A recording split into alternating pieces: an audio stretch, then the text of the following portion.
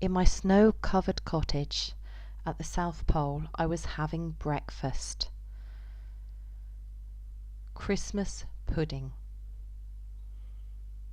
That frosty morning, as I was popping the last piece of marmalade-covered plum pudding into my mouth, there was a knock at the door of Mistletoe Cottage. When I opened the door, I saw it was the postman. "Hello, Percy," I said. "Come on in out of the cold." "Don't mind if I do," replied Percy. "There's a bit of a nip in the air today." "I've got a letter for you," said Percy, "and it has a North Pole postmark. I suppose it's from your uncle." Everybody at the South Pole knows about my famous uncle who lives at the North Pole. "Good old Father Christmas," I chuckled. "Haven't heard from him in ages." "Well," remarked Percy, "thanks for the warm-up. I had better be off now." I opened the envelope. "Dear nephew," read the letter. "I hope all is well down there. We are very busy as usual up here, getting things organised for Christmas, which is one of the reasons I'm writing to you. Can you help? Each year I'm finding it more and more difficult to get round all those Mr. Men. There seems to be so many of them all over the place.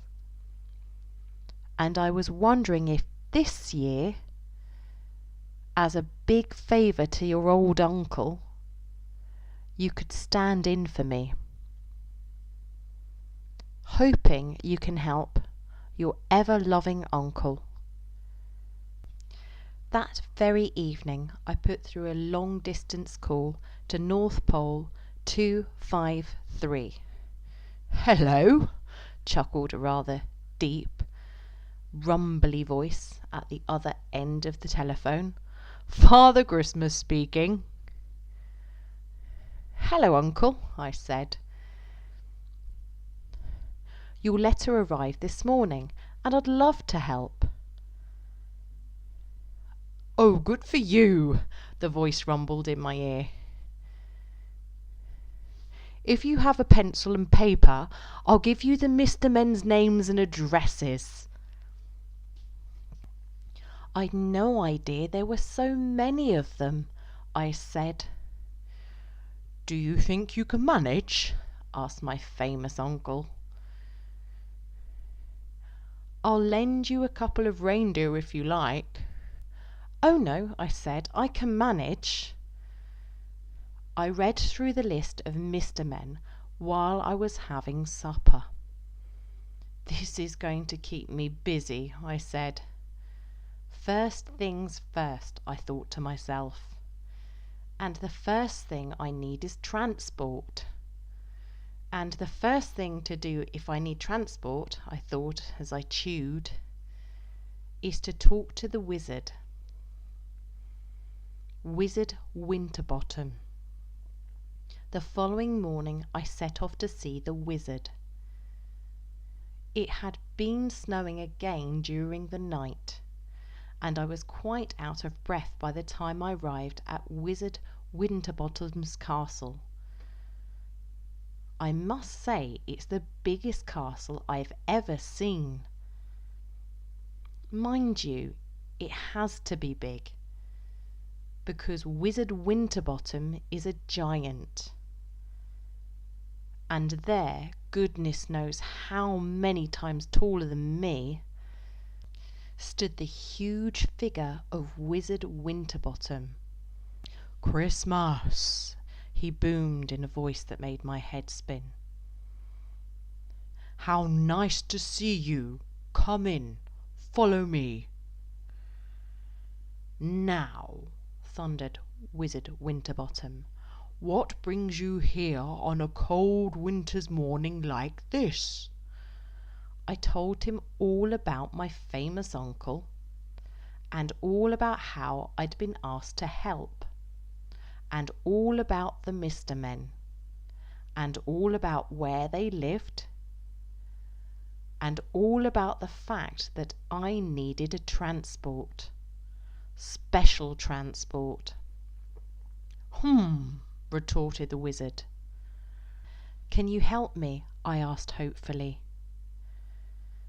"Yes," he said eventually, "but I can't do anything until the middle of next week." "Thank you very much," I replied. "Goodbye," I shouted. But he didn't hear me.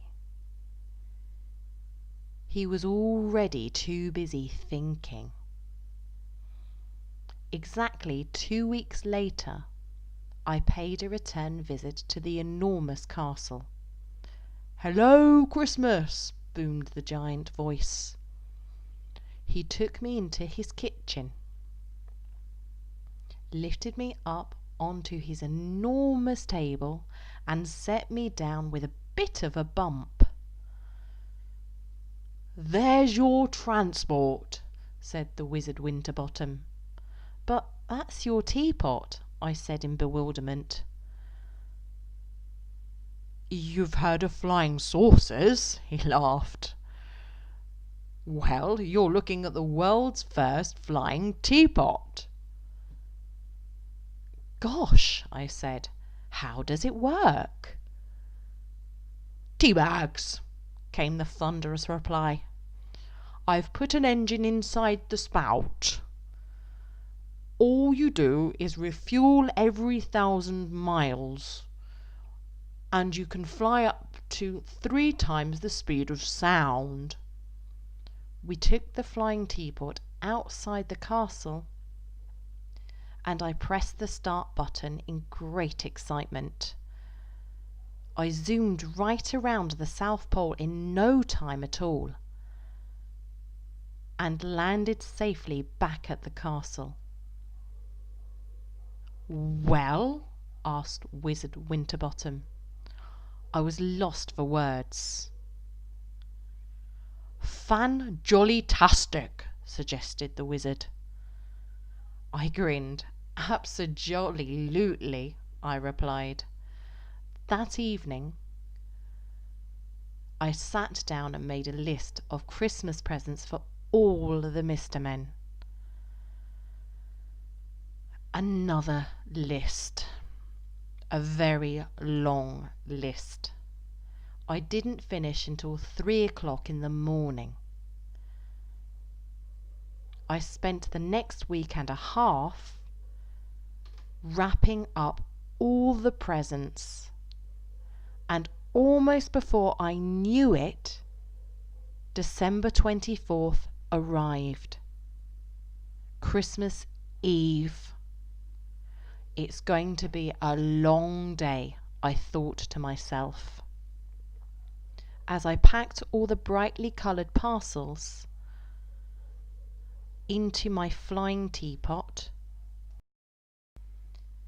It was snowing lightly as I took off from the South Pole. That Christmas Eve was indeed a very long day, and a very long night too, and the moon was just disappearing over the horizon of Loudland when I delivered the last present to Mr. Quiet. I was quite exhausted. Christmas morning dawned, and all over the world everyone started to open their presents. At 7 o'clock, Mr. Fussy opened his present. 365 yellow dusters, one for every day of the year. At 7:05, Mr. Small opened his present. 1 jelly bean, gift wrapped, banana flavoured, a feast. And 7:10, Mr. Greedy opened his present, a cookery book entitled 1001 Ways to Roast an Ox. Mr. Greedy licked his lips and rubbed his tummy. At 7:15, Mr. Tall opened his present.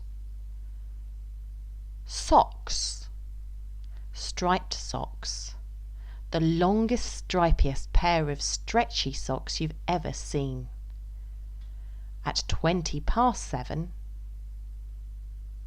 Mr. Muddle opened a packet of cornflakes. Funny sort of present, he thought to himself, not noticing his real present. At 7:25, Mr. Mean opened his present. A purse. A very, very small purse. Just small enough not to take any money. At 7:30, Mr. Forgetful opened his present. Is it my birthday? He thought to himself. At 7:20, Mr. Chatterbox opened his present. A dictionary. How very useful, he murmured. At 7:45, Mr. Topsy-Turvy opened his present. A picture. How nice, he said, as he hung it on the wall upside down. At 7:50, Mr. Uppity opened his present. A present for the man who has everything. A gold-plated back scratcher. At 7:55, Mr. Funny opened his presents. A book of knock-knock jokes. Knock knock. Who's there? You know the sort of thing. And at 8 o'clock precisely, Mr. Silly opened his present. An electric, fully automatic, instant, digital, computerized thingamajig. I've no idea. Just after 8 o'clock that Christmas morning, the telephone rang. "Hello," rumbled a voice. "Hello," I answered. "Happy Christmas." "That's me," laughed Father Christmas. "And a happy Christmas to you too." "And that's me too," I replied. "How did it go?" Father Christmas asked me. "Just got back," I said. "Me too," sighed my uncle wearily. "Had a bit of a problem in France," he added. "Got stuck in a chimney." "It's all those mince pies," I chuckled. And that is the end of my story. Well, nearly, almost, not quite. At 5 o'clock in the afternoon, Mr. Slow finally managed to open his present. 5 o'clock in the afternoon was the time. And the day? New Year's Eve.